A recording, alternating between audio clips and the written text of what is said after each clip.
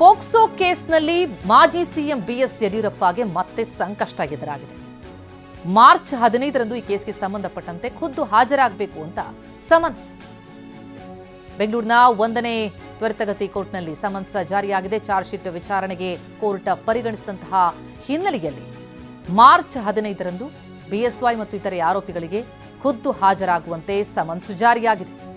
ಸಹ ಆರೋಪಿ ಅರುಣ್ ವೈಎಂ, ರುದ್ರೇಶ್ ಮರಳಸಿದ್ದಯ್ಯ ಅವರಿಗೂ ಕೂಡ ಸಮನ್ಸ್ ಜಾರಿಯಾಗಿದೆ.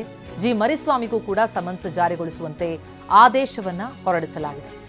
ಕೋರ್ಟ್ನಿಂದ ಚಾರ್ಜ್ ಶೀಟ್ ವಿಚಾರಣೆಗೆ ಪರಿಗಣನೆಗೆ ತೆಗೆದುಕೊಂಡಂತಹ ಹಿನ್ನೆಲೆಯಲ್ಲಿ ಪೋಕ್ಸೋ ಕೇಸ್ನಲ್ಲೀಗ ಬಿಎಸ್ವೈಗೆ ಖುದ್ದು ಹಾಜರಾಗಬೇಕಾದಂತಹ ಸಂಕಷ್ಟ. ಮಾರ್ಚ್ 15 ದಿನಾಂಕ ನಿಗದಿಯಾಗಿದೆ. ಅಂದು ಖುದ್ದು ಹಾಜರಾಗಬೇಕಾಗಿದೆ ಮಾಜಿ ಸಿಎಂ ಬಿಎಸ್ವೈ. ಈ ಬಗ್ಗೆ ಇನ್ನಷ್ಟು ಡೀಟೇಲ್ಸ್ ಕೊಡ್ತಾ ಹೋಗ್ತಾರೆ ನಮ್ಮ ಪ್ರತಿನಿಧಿ ರಮೇಶ್ ಈಗ ಸಂಪರ್ಕದಲ್ಲಿದ್ದಾರೆ. ರಮೇಶ್, ಪೋಕ್ಸೋ ಪ್ರಕರಣಕ್ಕೆ ಸಂಬಂಧಪಟ್ಟಂತೆ ಈಗ ಕೋರ್ಟ್ನಿಂದ ಬಂದಿರುವಂತಹ ಸೂಚನೆ ಬಿಎಸ್ವೈಗೆ ಸಂಕಷ್ಟ ತಂದೊಡ್ಡುತ್ತಾ, ಏನ್ ಹೇಳ್ತಾ ಇದೆ ಕೋರ್ಟ್? ಪ್ರತಿಮಾ, ಇವತ್ತು ಬೆಂಗಳೂರಿನ ತ್ವರಿತಗತಿ ನ್ಯಾಯಾಲಯ ಬಿಎಸ್ ಯಡಿಯೂರಪ್ಪ ಅವರಿಗೆ ಸಮನ್ಸ್ ಜಾರಿಗೊಳಿಸಿದೆ. ಮಾರ್ಚ್ 15ನೇ ತಾರೀಕು ಅವರು ಖುದ್ದಾಗಿ ಹಾಜರಾಗಬೇಕಾಗುತ್ತೆ ಪೋಕ್ಸೋ ಕೇಸ್ನಲ್ಲಿ. ಅಂದರೆ ಅಲ್ಲಿಂದ ಟ್ರಯಲ್ ಆರಂಭ ಆಗುತ್ತೆ. ಹೀಗಾಗಿ ಯಡಿಯೂರಪ್ಪ ಅವರಿಗೆ ಸಂಕಷ್ಟ ಶುರು ಆಗಿದೆ ಅಂತ ಹೇಳ್ಬೋದು.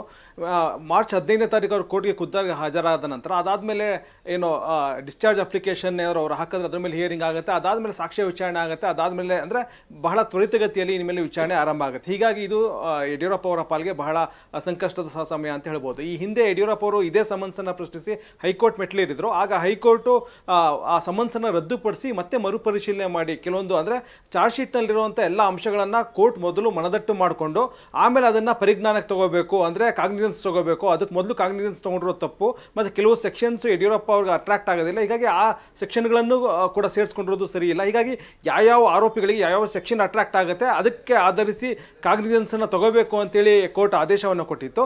ಹೀಗಾಗಿ ಈಗ ಏನು FTC 1 ಅಂದರೆ ತ್ವರಿತಗತಿ ನ್ಯಾಯಾಲಯ 1ನೇ ತ್ವರಿತಗತಿ ನ್ಯಾಯಾಲಯ ಈ ಒಂದು ಆದೇಶವನ್ನು ಕೊಟ್ಟಿದೆ. ಚಾರ್ಜ್ ಶೀಟನ್ನು ಹೊಸದಾಗಿ ಪರಿಗಣನೆಗೆ ತಗೊಂಡು ಈ ಒಂದು ಸಮನ್ಸ್ ಜಾರಿಗೆ ಆದೇಶ ಮಾಡಿದೆ. ಹೀಗಾಗಿ ಇನ್ನು ಮುಂದೆ ಟ್ರಯಲ್ ಶುರು ಆಗುತ್ತೆ. ಯಡಿಯೂರಪ್ಪ ಅವರಿಗೆ ಸಂಕಷ್ಟ ಕೂಡ ಆರಂಭ ಆಗುತ್ತೆ. ಥ್ಯಾಂಕ್ ಯು ರಮೇಶ್ ತಮ್ಮ ಮಾಹಿತಿಗೆ.